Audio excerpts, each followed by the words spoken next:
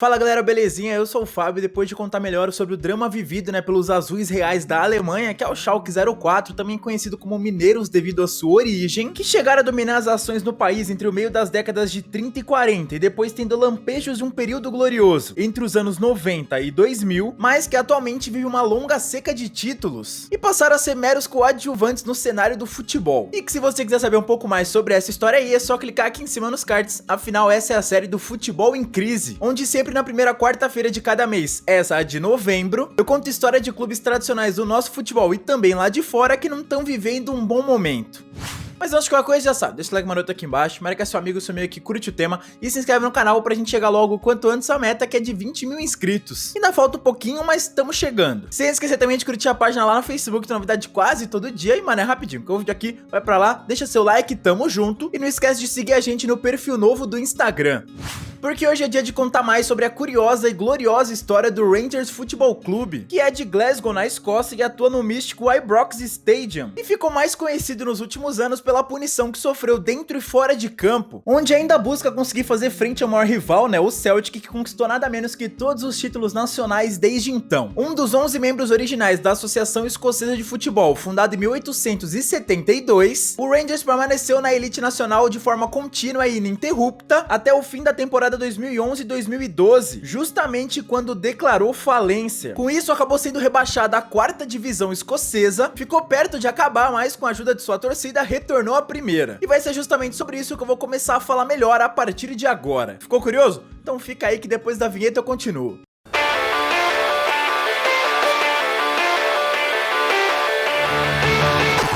Bom, antes de começar a falar sobre a história do lado azul de Glasgow, é válido ressaltar que o clube possui uma certa relação de amizade com outra equipe da mesma cor, que é o Linfield, lá da Irlanda do Norte, e que já teve presente aqui no canal no último domingo, quando eu falei sobre o Big Two Derby, o clássico do Halloween. E essa amizade diz respeito, além da semelhança das suas cores e a de seus maiores rivais, que são verdes, a parte ideológica. Afinal, no que se refere à religião, os dois são protestantes, e sobre o Reino Unido e a parte política, são conservadores e apoiam a permanência do país no Estado britânico. E isso ajuda a entender bem a rivalidade que o Rangers possui com o Celtic, que vocês vão ouvir falar bastante aqui nesse vídeo, formando juntos o famoso e para muitos maior clássico do futebol mundial, o chamado The Old Firm, que também já foi tema de um capítulo especial lá na série dos clássicos pelo mundo, e se você quiser saber mais é só clicar aqui em cima. Rivalidade essa que surgiu em um contexto bastante conturbado no país, isso porque no século XIX a Escócia acabou sofrendo uma grave crise alimentícia, que ficou conhecida depois como a Grande Fome, causada principalmente em decorrência da propagação de uma praga de batatas, fazendo com que grande parte da população perdesse a sua produção. A fome chegou a eliminar cerca de 20 a 30% da população total, e durante esse período ocorreu uma maciça emigração dessa região, gerando mais alguns problemas em diversas áreas, como política, econômica e também religiosa. Sendo bem nesse contexto, em março de 1872, que foi fundado o Rangers por 4 pessoas, os irmãos Moses e Peter McNeil, além de Peter Campbell e William Macbeth, e que escolheram esse nome justamente depois de ver uma equipe de rugby inglês e uma revista na época. Mas a fundação oficial do Rangers é tida como 15 de julho de 1873,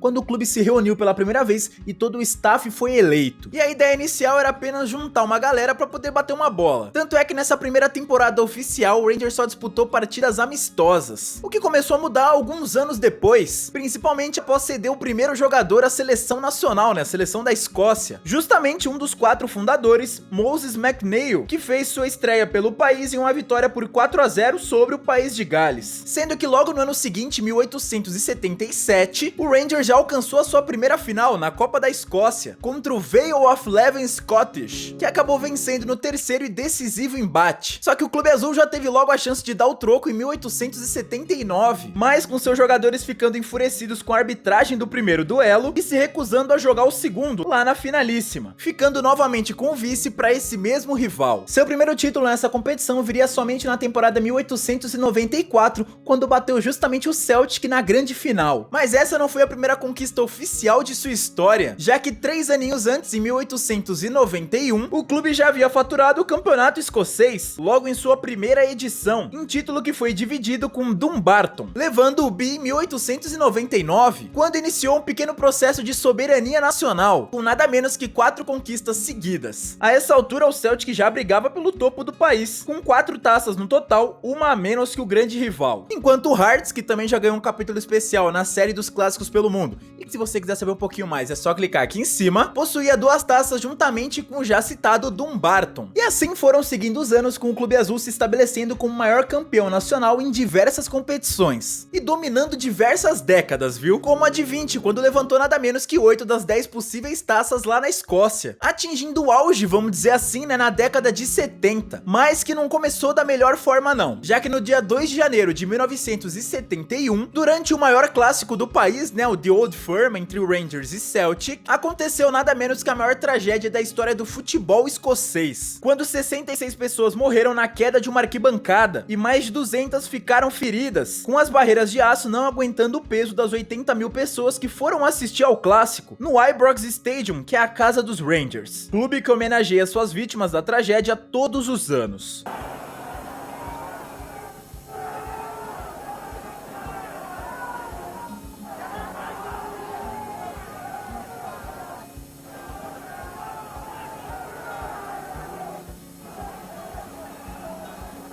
Depois disso, ao menos o clube conseguiu um grande título dentro de campo, também como forma de homenagear essas vítimas, conquistando seu primeiro e até então único título internacional, atualmente conhecido como Recopa Europeia. Mas sabe quando você se empolga e quer dar um passo maior que a perna? Então, foi exatamente isso que a diretoria do clube fez, com a sucessão de presepadas começando por volta de 1988, bem quando a administração do Rangers passou para as mãos do magnata escocês David Murray. Ele até tinha um plano ambicioso e bem ousado, que era o de transformar os azuis no que os clubes ingleses são hoje, verdadeiras máquinas de dinheiro. E o começo foi bem promissor, com ele tomando alguns empréstimos, reformando o Ibrox Stadium e construindo um moderno centro de treinamentos, além, é claro, de investir pesado no futebol, apostando em nomes bastante conhecidos como Paul Gascoigne, Brian Laudrup, Ronald De Boer, Tori e André Flo. E obviamente que os resultados a curto prazo logo apareceram, com o Rangers sendo nada menos que ele é campeão consecutivo no campeonato escocês entre 1988 e 1997.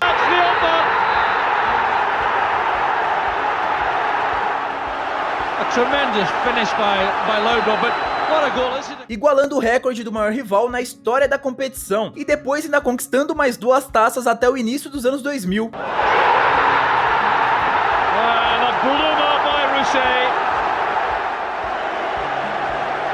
A sense of stunned amazement around the stadium about this.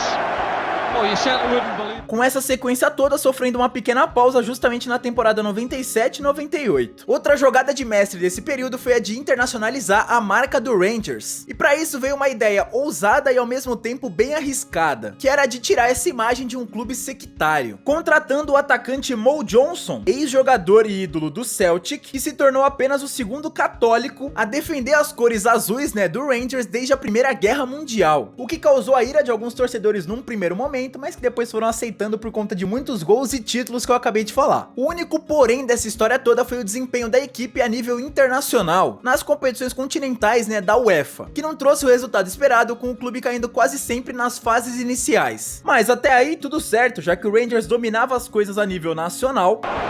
Davis, Jelavic makes his run, it is Steven Davis! And he's put Rangers in front in the final!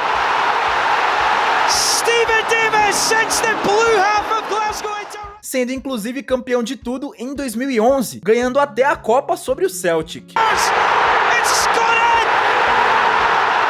It's a glory goal from Nikita Jelavic!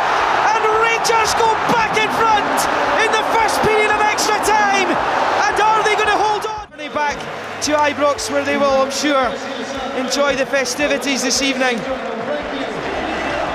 It's Rangers who are celebrating.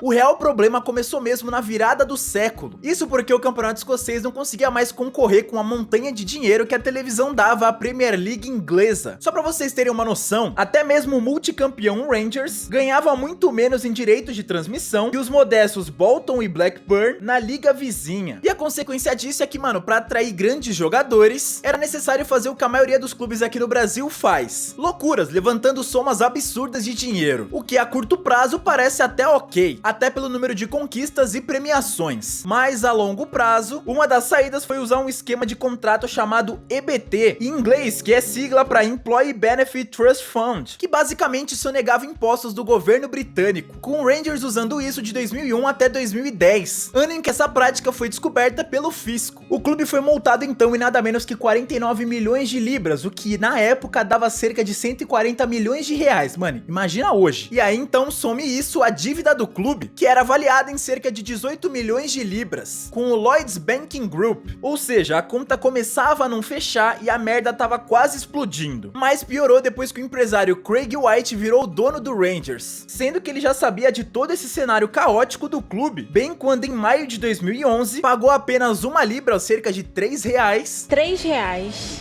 3? 3 reais. 3? 3 reais. Por todo o espólio do clube. E aí, em menos de um ano, tudo desandou, principalmente em fevereiro de 2012, quando sua administração entrou com um pedido de insolvência e colocou o Rangers em sérios apuros. Essa insolvência civil ocorre quando o valor das dívidas supera o de bens e direitos do devedor, ou seja, acontece quando mesmo somando tudo de valor que você tem, ainda é insuficiente para quitar essas dívidas. Depois disso, inicia-se o processo judicial. E aí, se ficar comprovado que os valores da dívida superam os dos bens e direitos do devedor, o juiz declara a insolvência, que é quando se inicia a fase de execução, que nada mais é que buscar a quitação parcial ou total de todas as dívidas. E é a partir daqui que o devedor perde o direito de administrar e dispor de seus bens, isso até a liquidação total de seu patrimônio. Para piorar, o Rangers ainda foi punido pelo regulamento, da Premier Scottish League, que era a liga escocesa, o campeonato escocês, com a perda de 10 pontos, o que de certa forma não causou tanto estrago assim, já que a diferença para os demais clubes era tanta que eles ainda terminaram com o vice, atrás apenas do Celtic. Por outro lado, sem conseguir entregar o balanço do ano fiscal de 2011, o time não pôde disputar nenhum torneio europeu e acabou ficando de fora da Champions League. E foi aí que as coisas pioraram de vez. Isso porque o fisco britânico também recusou qualquer tipo de acordo com relação àquele esquema EBT e ordenou o pagamento imediato da dívida. Em resumo, isso significava a liquidação do time e a criação de uma nova entidade para administrá-lo. O espólio do clube, que é nada menos que todos os bens, direitos e obrigações do Rangers, foi então negociado com a Sevco Scotland em julho de 2012, que depois mudou seu nome para The Rangers Football Club Limitada, com Charles Green virando seu mais novo dono, com a questão agora girando em torno da permanência do velho novo clube na elite nacional, onde por 10 votos a 1, sendo esse o do próprio Rangers, a manutenção da equipe na principal competição do país foi negada. O argumento era de que o novo clube não podia pular etapas, e isso ia meio que fazer mal à integridade do esporte no país. Ao menos foram o que disseram os diretores do arquirrival Celtic. E aí, expulso da Scottish Premier League, a primeira divisão, foi preciso recorrer à ajuda de seus torcedores para não fechar as portas. Aí eu me pergunto, e se o Rangers fosse um clube brasileiro, ele ia sofrer isso tudo aí de punição? Ou será que ia receber até uma ajudinha do governo como um tal de Profut aqui no país? Mas enfim, com essa nova identidade corporativa, o clube ganhou a admissão no 4º nível da Liga Escocesa. Não há nada que esteja tão ruim que não possa piorar, Isso porque durante esse impasse todo, diversos jogadores conseguiram a rescisão de seus contratos, saindo do clube de graça, sem custo nenhum. E ainda patrocinadores como a Audi pularam fora do barco, e o anunciante master, o Tenets, só manteve o acordo depois de uma renegociação dos valores. E o Rangers ainda foi punido com uma sanção de 12 meses sem poder registrar nenhum jogador. E é claro que isso se refletiu dentro de campo, na primeira temporada depois disso tudo, lá em 2012 e 2013, quando o clube não conseguiu sequer emendar 2 vitórias seguidas na última divisão.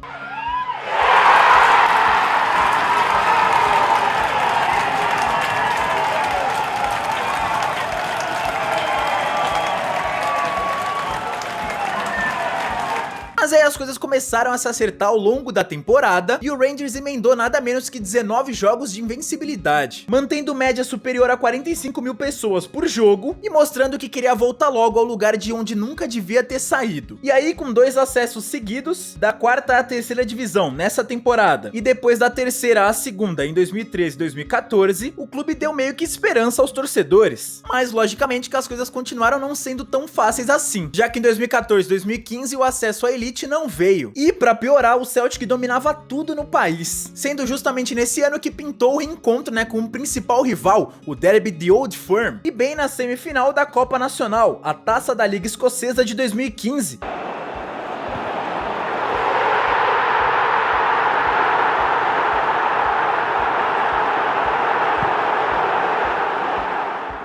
que viu o Celtic não dar nenhuma chance ao maior rival, vencer por 2 a 0 e arrancar rumo ao título.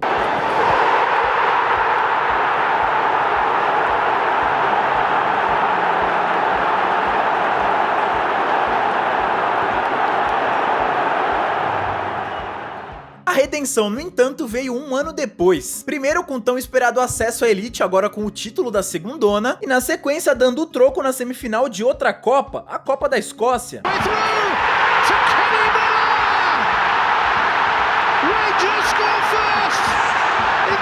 Empatando por 2 a 2 no tempo normal, estando 2 vezes à frente do placar. Here's Mackay. Barry Mackay! That is spectacular! Rangers hit the front again! 1 foot in the final! E eliminando o arquirrival na disputa por pênaltis. Rogic, he's missed! Derby Day in Glasgow belongs to Rangers! They've beaten Celtic, and quite simply, there is no better feeling than that!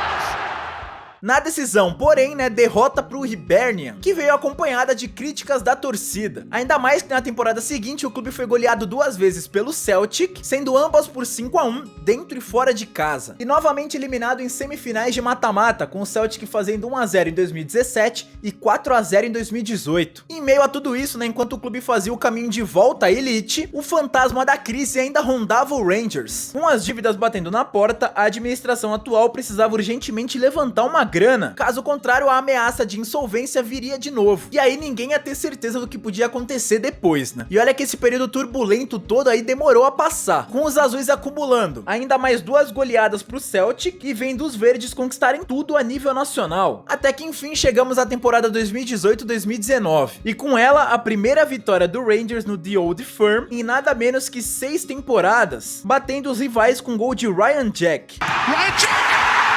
Deflected off Brown, and in! Step forward, Ryan Jack, to light the spark in this gripping contest! Lustig stands off him and pays the price.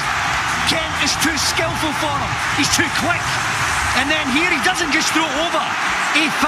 A partir de então, o clube conseguiu equilibrar as coisas no duelo disputado dentro de campo, onde depois da derrota em plena final da Copa da Liga por 1 a 0 com gol de Chris Julian, o lado azul não soube mais o que era perder para o Celtic, ostentando 2 vitórias fora de casa. Uma na reta final da temporada passada, onde os verdes conquistaram o N campeonato consecutivo, igualando aquele recorde dos azuis entre o fim da década de 80 e o começo dos anos 90, e outra no início da atual temporada, que tem justamente o Rangers no topo da tabela de classificação com 9 pontos de vantagem.